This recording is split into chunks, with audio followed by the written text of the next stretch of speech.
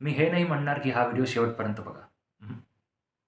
पण मी म्हणणार की या व्हिडिओचे येणारे 10 मिनिटं तुमचे 30-40 वर्ष बनवू शकतात फायनान्शियली. बऱ्याचदा आपल्या मनामध्ये हे विचार येत असतील की काश मेरे माता पिता ने मेरे लिए कुछ सेविंग कर ली होती, काश चंद लाख मेरे लिए माँ बाप ने जमा किए होते. तुमच्या मनात यायला असेल. पण 80-90% मिडल क्लास लोकांची प्रॉब्लेम हीच असते की त्यांना मागून काहीच फायनान्शियल हेल्प भेटत नाही. त्यांना स्वकष्टाने मेहनत करून आपली जागा बनवावी लागते. माझ्यासोबत बी तेच झालंय. छोटासा फॉर्म्युला जो आता मी तुम्हाला सांगणार आहे तो आपल्याला श्रीमंत बनवू शकतो. इनफॅक्ट करोडपती बनवू शकतो. आणि हा फॉर्म्युला इतका सिंपल आहे की कुणीही आपल्या आयुष्यामध्ये याला फॉलो करू शकतो. मात्र 100 रुपये दररोजचे. परत ऐकून घ्या. मात्र 100 रुपये दररोजचे आपल्याला जमा करायचे, इन्व्हेस्ट करायचे. आता दररोजचे 100 रुपये म्हटले तर महिन्याचे होऊन जातील 100 × 30 3,000 रुपये. फक्त 3,000 रुपये मासिक इन्व्हेस्टमेंट करायचं आपल्याला. कुठे करायचंय? चांगल्या नामवंत म्युच्युअल फंडमध्ये. परत रिपीट करतो, चांगल्या नामवंत म्युच्युअल फंडमध्ये. महिन्याचे 3,000 तर वर्षाचे 36,000. That means 36,000 rupees yearly.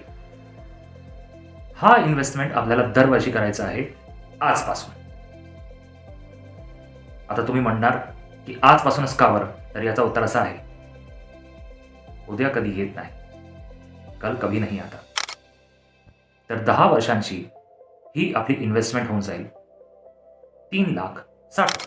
आता याच्यावरती गृहीत धरा की आपल्याला 12% व्याज भेटतोय.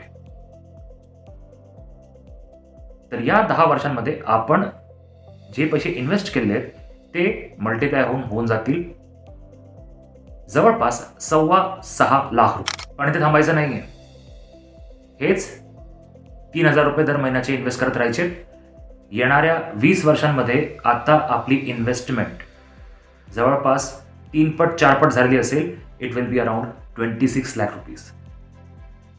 आणि 12% दर वर्षाचा व्याज हा आपण कॉन्स्टंट धरलाय. बरं, अजून थांबायचं नाहीये, कंटिन्यू करत राहा. येणाऱ्या अजून 10 वर्ष कंटिन्यू करा. तर आता 30 वर्षांनंतर ही रक्कम झालेली असणार जवळपास 87 lakh. That means you are close to 1 crore. That's tremendous. आणि त्याच्यात आपण काय केलंय? फक्त 100 रुपये दररोजचे टाकलेत. म्हणजे 30 वर्षांमध्ये आपण करोडपती झालोय. Congratulations. If you are continuing the investment for the next 10 more years, that means 40 years. If this investment continues for 40 years, तर आता आपली रक्कम झालेली आहे ऑलमोस्ट 2.25 कोटी.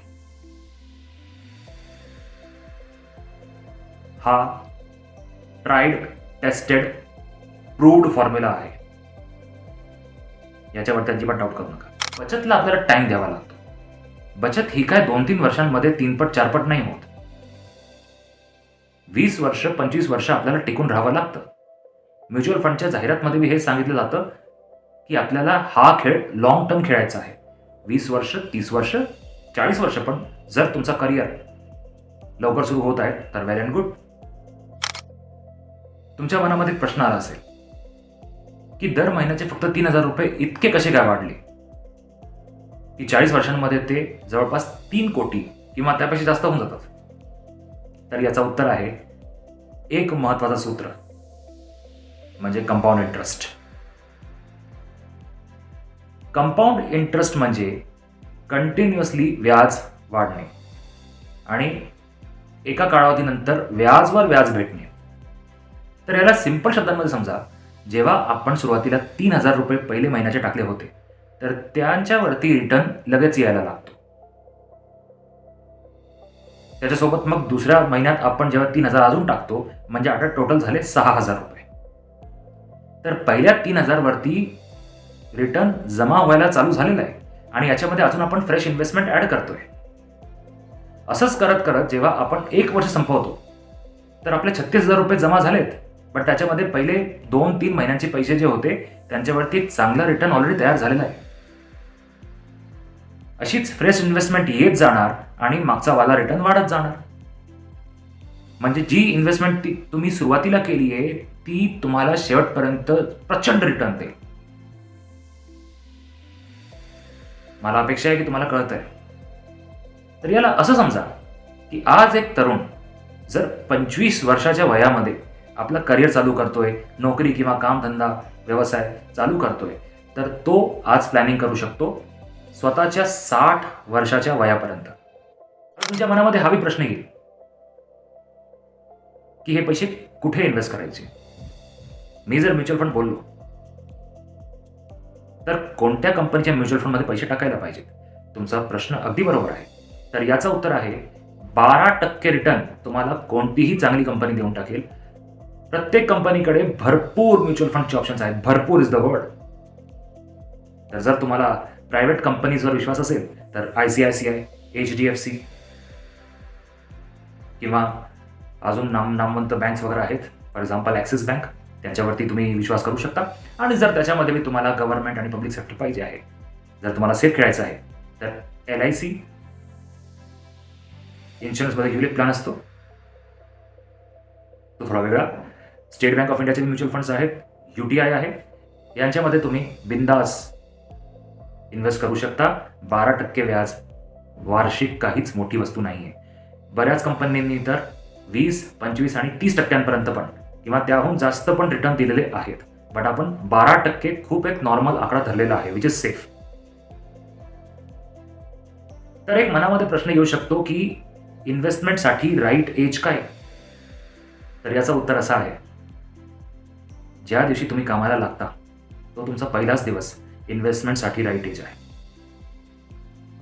फॉर एक्झाम्पल, जर कोणी 25 वर्षाच्या वयामध्ये आपला करिअर सुरू केला तर त्याच दिवसापासून त्याने एक पर्टिक्युलर रक्कम 10%, 20% आपल्या इन्कमची साईडला करायला पाहिजे, त्याने बाजूला करायला पाहिजे. हाच पैसा असेल त्याचं सेव्हिंग आणि हाच पैसा असेल त्याचा इन्व्हेस्टमेंट. या पैशाला तुम्ही येणाऱ्या 30 वर्षांपर्यंत हात लावणार नाही, हे लक्षात ठेवा. कारण सरकारी नोकऱ्यांना सोडलं तर आज पेन्शन हा प्रकार बंद झालेला आहे. आणि उद्याची सेव्हिंगचं काय? आपण म्हणतो उद्या सेव्हिंग करूया, नंतर करूया, तो नंतर कधीच येत नाही.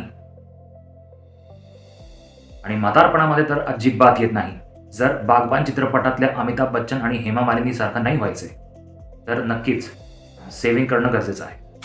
शक्य आहे आणि खूप सोपं आहे. मात्र कधी आमच्या घरच्यांना किंवा आमच्या मोठ्यांना हा सल्ला कोणी दिला नाही वेळेवर. मी बी तुमच्यासारखाच आहे, संघर्ष करून कष्ट करून आपली जागा बनवलेली आहे. मात्र